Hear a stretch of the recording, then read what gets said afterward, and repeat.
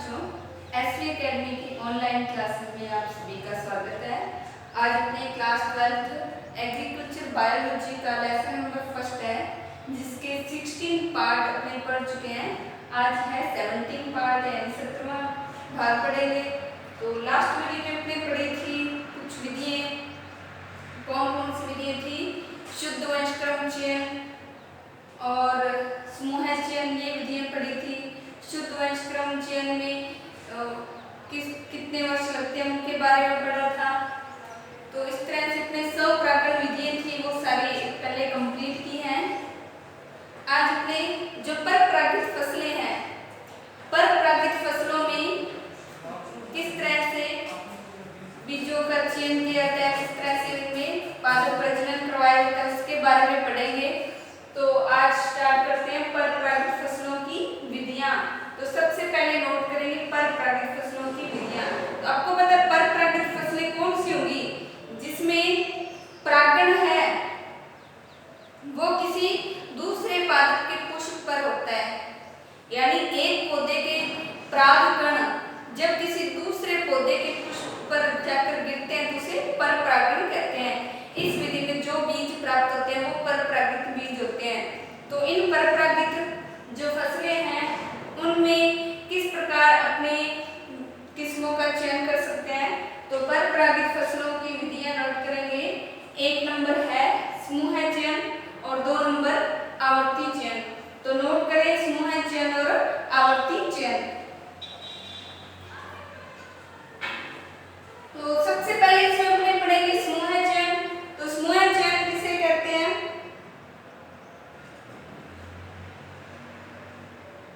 समूह चयन में लिखेंगे यह सबसे पुरानी विधि है। यह क्या सबसे पुरानी विधि है? इस विधि की सफलता पादप प्रजनन की योग्यता तथा जनसंख्या में उपस्थित वंशानुगत विभिन्नता पर निर्भर करती है। तो ये समूह चयन विधि है, ये क्या सबसे पहले इसी विधि का उपयोग किया जाता था।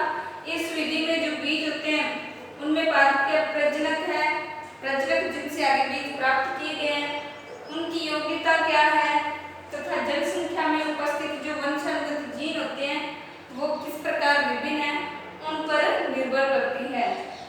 फिर इसमें अच्छे व वांछनीय जो लक्षण प्रारूप वाले पौधे हैं उनको चुन लिया जाता है। पहले समूह में बीजों को उगाया जाता है, फिर उसमें से अच्छे व वांछनीय लक्षणों वाले पौधों को चुन लिया जाता है और जो चुने गए पौधे हैं उन पौधों पर क्या करवाया जाता है? मुक्त परागण, मतलब अपने आप परागण होने दिया जाता है। कृत्रिम परागण नहीं करवाते, जिसे मुक्त परागण अथवा प्राकृतिक परागण कहते हैं, जो स्वतः प्रकृति द्वारा होता है। कृत्रिम जो मानव करवाता है परागण वो होता है। तो इसमें पौधों पर मुक्त परागण होने दिया जाता है। जो परागण के बाद बीज उत्पन्न होते हैं तो परागण द्वारा उत्पन्न बीजों को एकत्रित कर लिया जाता है। एकत्रित करने के बाद में इनको क्या करते हैं? आपस में मिला दिया जाता है। तो जो बीज प्राप्त हुए उन सभी को क्या आपस में मिला दिया जाता है और यह प्रक्रिया क्या करते हैं? पुनः दोहराई जाती है। मतलब फिर इस प्रकार से जो बीज हैं उनको उगाया जाता है, फिर उनमें मुक्त परागण होने दिया जाता है। उसके बाद में क्या करते हैं? जो बीज मिलते हैं उन्हें एकत्रित कर लिया जाता है, आपस में मिला दिया जाता है। तो ये क्रिया कुछ वर्षों तक चलती है। तो इस तरह से जो बीज हैं वो अगली पीढ़ी में उगाए जाते हैं। तो ये समूह चयन में अपने नोट करना है। सबसे पुरानी विधि है, इसमें सफलता किस पर निर्भर करेगी? जो प्रजनक है उसकी योग्यता और उसमें वंशानुगति पर निर्भर करेगी। जो पौधे चुने जाते हैं उसमें मुक्त परागण करवाया जाता है और उनके बीजों को एकत्रित करके आपस में मिला दिया जाता है। तो ये कुछ वर्षों तक क्रिया दोहराई जाती है। तो इस तरह से फिर आगे उन्नति इसमें प्राप्त होती है। तो अपने समूह चयन की विधि है, इसके बारे में पढ़ेंगे कि समूह चयन विधि है वो कितने वर्षों में संपन्न होती है।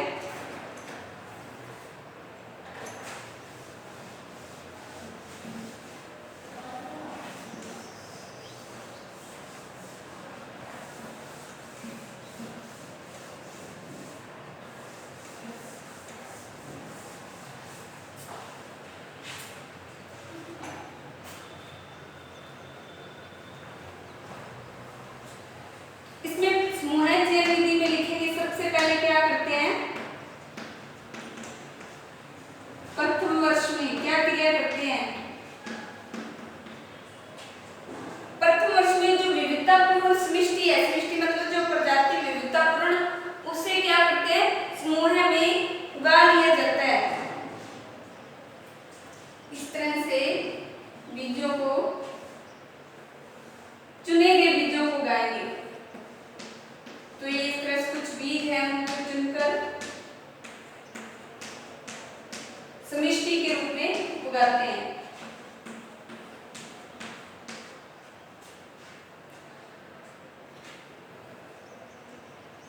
इसमें, इस विधि में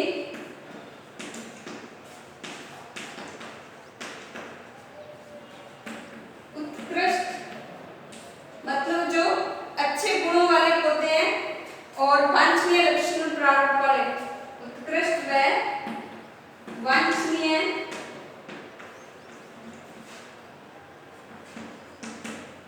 लक्षण प्रारूप वाले पौधों को चुनते हैं।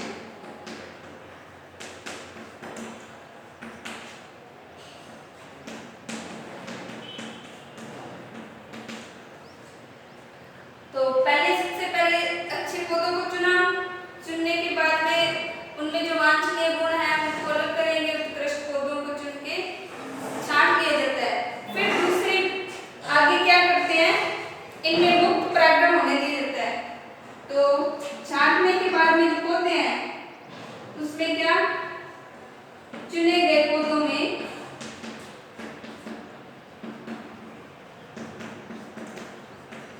मुक्त परागण,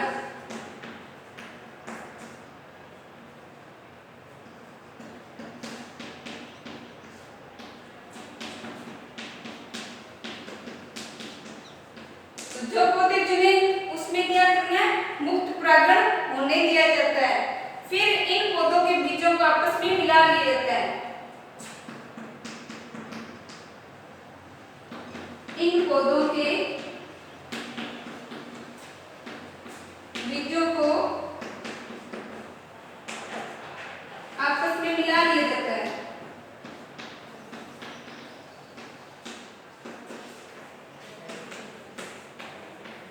तो प्रथम वर्ष में क्या करना है, अपने को उत्कृष्ट और वांछनीय गुणों वाले कुछ पौधे चुने, उन पौधों के बीजों को फिर आगे उगाते हैं। उगाने के बाद में उनमें मुक्त परागण होने दिया जाता है। जब मुक्त परागण होता है तो वो पौधों में जो बीज बनते हैं उन बीजों को वापस मिला लिया, जितने भी पौधे उगाए थे उन सब के बीजों को आपस में मिला लिया जाता है।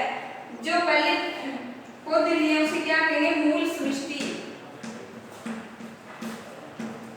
तो ये कौन सी होगी, मूल समिष्टि। फिर इसके बाद में द्वितीय वर्ष में क्या करते हैं, द्वितीय चयन चक्र होगा। द्वितीय वर्ष ये क्या है, प्रथम चयन चक्र। प्रथम वर्ष में क्या होगा, प्रथम चयन चक्र मतलब चुनने का जो भी प्रक्रम है, और द्वितीय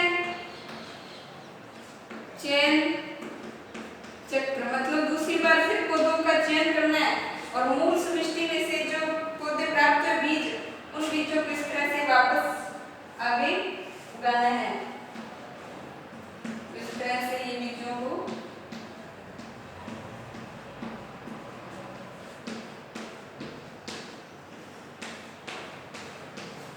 तो द्वितीय वर्ष में द्वितीय चयन चक्र अपनाएंगे। इसमें बीजों को मिश्रित बीजों से अगली पीढ़ी प्राप्त करते हैं।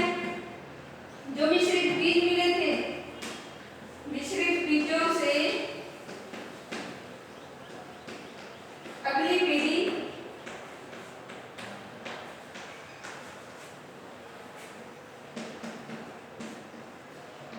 प्राप्त करते हैं। तो द्वितीय वर्ष में अगली पीढ़ी प्राप्त होगी। फिर प्रथम वर्ष की क्रिया से, जो प्रथम वर्ष में दूसरी और तीसरी क्रिया पुनः दोहराते हैं, प्रथम वर्ष की 2 नंबर क्रिया यानी पौधों में मुक्त परागण व 3 नंबर बीजों को आपस में मिला दिया जाता है। तो जो प्रथम वर्ष में क्रियाएं दूसरी और तीसरी हैं उनको क्या कहते हैं, पुनः दोहराते हैं। तो क्रिया दूसरी और तीसरी क्रिया पुनः दोहराते हैं।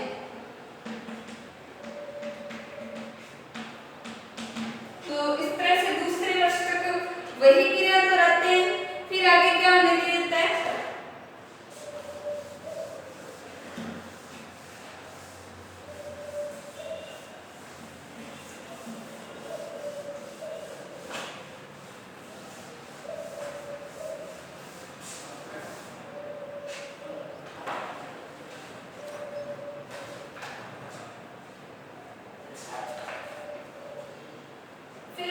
बाद में अपने जो ये द्वितीय वर्ष में इस तरह से प्राप्त हुए थे बीजों को सृष्टि में उगाया था।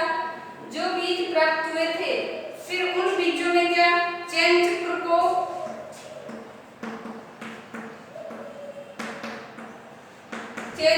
और अधिक बार दोहराया जाता है। एक या अधिक बार दोहराया जाता है, मतलब 2 वर्ष या 3 वर्षों तक दोहरा सकते हैं इस चक्र को। तो दूसरा वर्ष जब आपने ऐसा बनाया था तो उसके बाद में ये करना है आपको क्रिया। फिर ये दोहराने के बाद में क्रिया करते हैं तो उसमें उपज परीक्षण करते हैं। इसके बाद में क्या करेंगे? उपज परीक्षण। उपज परीक्षण में आपको पता है कि जो बीज प्राप्त होंगे उनकी कितनी उपज हुई है उसके आधार पर परीक्षण किया जाता है। तो इस तरह से पर प्राकृतिक फसलों में समूह चयन किया जाता है।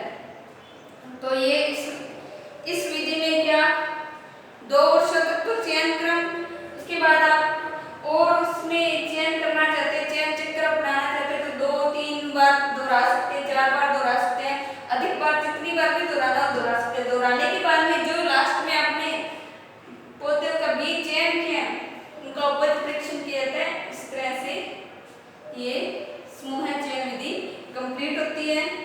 तो समूह चयन विधि के बाद में अपने अगली विधि है सरल आवर्ती चयन विधि। तो ये समूह चयन विधि कंप्लीट, फिर आगे नोट करेंगे आवर्ती चयन विधि।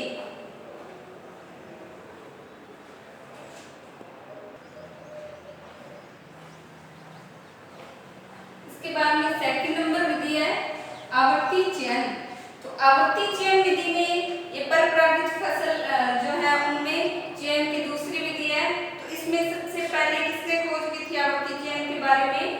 हेज व गार्बर ने 1919 में बताया कि आवर्ती चयन विधि है, इसके द्वारा किस तरह से चयन किया जा सकता है, तथा ईस्ट व जोन्स ने 1920 में दिया। इस विधि का उद्देश्य क्या है? परपरागित फसलों में एक विशेष लक्षण के लिए अधिक से अधिक ऐच्छिक जीनों को एक जनसंख्या में एकत्रित करना होता है। तो इस विधि का क्या उद्देश्य है? इसमें परपरागित फसलें हैं उनमें एक ही विशेष लक्षण लिया जाता है, उस विशेष लक्षण को अधिक से अधिक जो ऐच्छिक जीन है, जिन जीनों को अपने स्थानांतरित करना है, उनको एक ही जनसंख्या में एकत्रित करना होता है, तथा साथ ही जनसंख्या में आनुवंशिक विविधता भी बनी रहती है इस विधि में। तो आवर्ती चयन विधि है वो विविधता को जनसंख्या में और जो बालकों की जनसंख्या उसमें एक ही लक्षण को स्थानांतरित करने के लिए की जाती है। इसके 4 प्रकार हैं। कौन कौन से आवर्ती चयन के? 1 नंबर है सरल आवर्ती चयन, 2 नंबर है सामान्य संयोजन क्षमता के लिए आवर्ती चयन, 3 नंबर है विशिष्ट संयोजन क्षमता के लिए आवर्ती चयन और 4 नंबर है व्युत्क्रम आवर्ती चयन। तो आवर्ती चयन है इसके 4 प्रकार हैं। सरल आवर्ती चयन, सामान्य संयोजन क्षमता के लिए आवर्ती चयन, विशिष्ट संयोजन क्षमता के लिए आवर्ती चयन और व्युत्क्रम आवर्ती चयन। फिर इसके बाद में जो इसका 1 नंबर विधि है सरल आवर्ती चयन, उसे आज अपने पढ़ते हैं कि सरल आवर्ती चयन विधि है, इसमें फसलों का चयन किस प्रकार किया जाता है।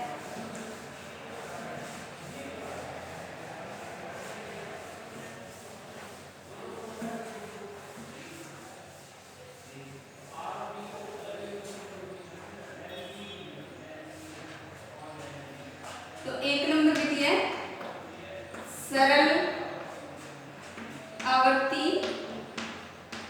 चयन। आवर्ती चयन की जो पहली विधि है सरल आवर्ती चयन, इसमें क्या करते हैं? प्रथम वर्ष में उन्नत व लक्षण प्रारूप वाले पौधों का चयन किया जाता है। प्रथम वर्ष में क्या करते हैं? अपने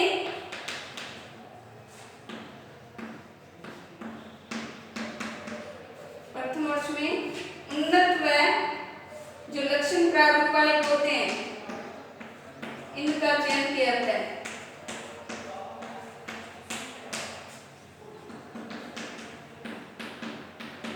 उन्नत व लक्षण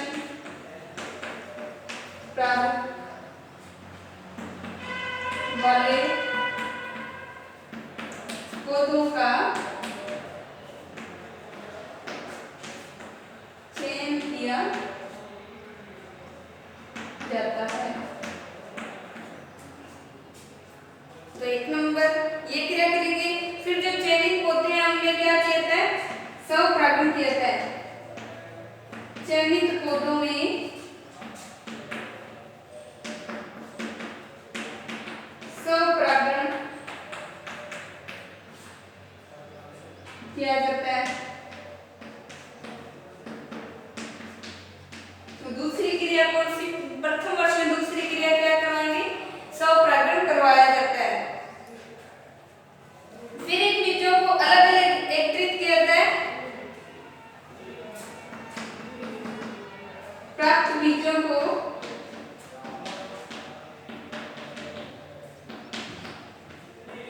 अलग अलग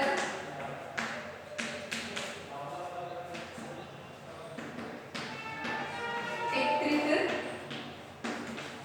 किया जाता है। तो जो स्वपरागण करवाने के बाद में बीज प्राप्त हुए उन बीजों को क्या करते हैं? अपने अलग अलग एकत्रित करते हैं। फिर इन बीजों का मूल्यांकन करके उन्नत बीजों को चयन करते हैं। प्राप्त बीजों का मूल्यांकन करके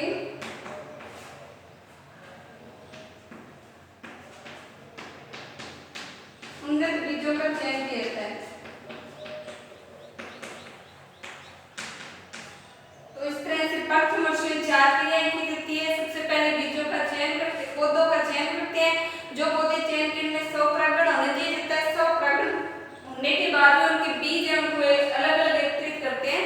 अलग अलग बीजों का फिर मूल्यांकन किया जाता है और उनमें से उन्नत बीज होते हैं उनको चयन किया जाता है। तो ये प्रथम वर्ष में क्रिया होती है। फिर इसके बाद में द्वितीय वर्ष है। तो द्वितीय वर्ष में क्या करते हैं? एकल पादप संतति उगाते हैं। जो बीज प्राप्त हुए उन बीजों की क्या करते हैं? एकल पादप संततियां उगाते हैं। कतारों के रूप में इस तरह से उगाया जाता है। सभी पौधों के बीजों को उसमें अलग अलग किया था। प्रत्येक पौधे के जो बीज थे उनसे एक कतार बनाए थे, दूसरे पौधे के बीजों दूसरी कतार। तो इस तरह से एकल पादप संतति उगाते हैं। इसके सामने आपने क्या लिखना है?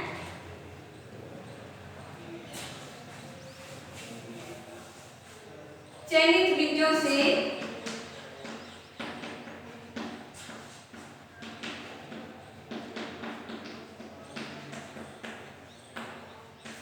एकल पादप संततियां उगाते हैं। तो द्वितीय वर्ष में जो बीज प्रथम वर्ष से जो प्राप्त हुए थे बीज उनको द्वितीय वर्ष में क्या करते हैं? एकल पादप संततियों के रूप में उगाते हैं। फिर इसके बाद में सभी संततियों का आपस में संकरण करवाते हैं।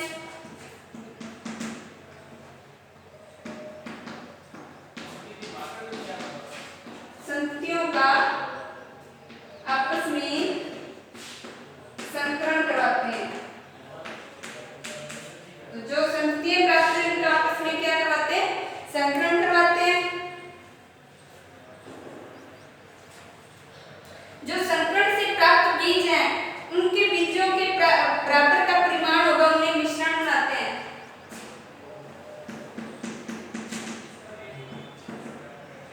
संकरण से प्राप्त बीजों को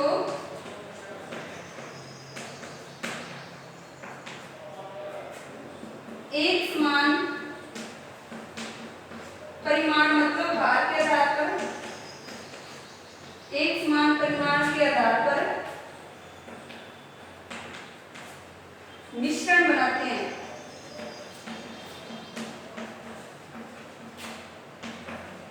मतलब जो बड़े बीज होंगे उनको अलग करेंगे, छोटे बीज होंगे उन्हें अलग करेंगे। तो एक समान परिमाण के आधार पर जो अलग अलग उनके मिश्रण तैयार कर दिए जाते हैं।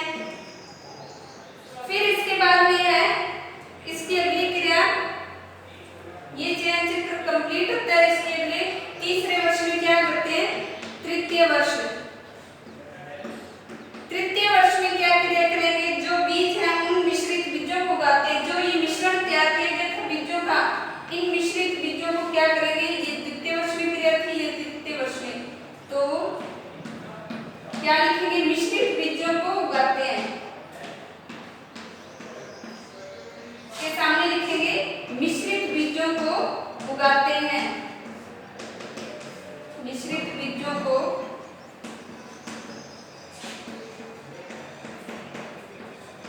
दोहराते हैं। मिश्रित बीजों को उगाने के बाद में प्रथम वर्ष की क्रिया को दोहराते हैं। फिर इसमें क्या करते हैं, प्रथम वर्ष की क्रिया को दोहराते हैं।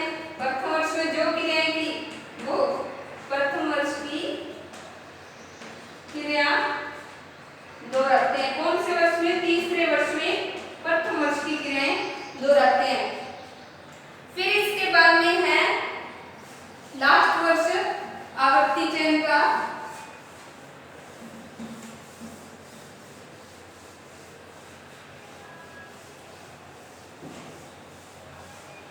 फिर सरल आवर्ती चयन का चतुर्थ वर्ष, यानी चौथा वर्ष है सरल आवर्ती चयन का। इस चौथे वर्ष में क्या करेंगे, चौथे वर्ष में करेंगे, अब द्वितीय वर्ष की क्रियाओं को दोहराते हैं। तो इस तरह से द्वितीय वर्ष में अपने क्या किया, एक ही बात संधियां करते हैं, इसके सामने लिखेंगे द्वितीय वर्ष की क्रिया दोहराते हैं। द्वितीय वर्ष की क्रिया दोहराते हैं। तो द्वितीय वर्ष की क्रियाएं दोहराएंगे। इस प्रकार जो द्वितीय आवर्ती चयन है कंप्लीट होता है।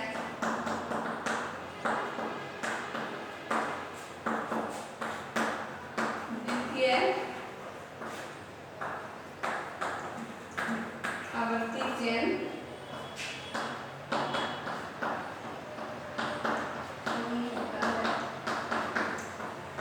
तो ये सरल आवर्ती चयन की विधि थी, जो कितने वर्षों में, 4 वर्षों में कंप्लीट होती है।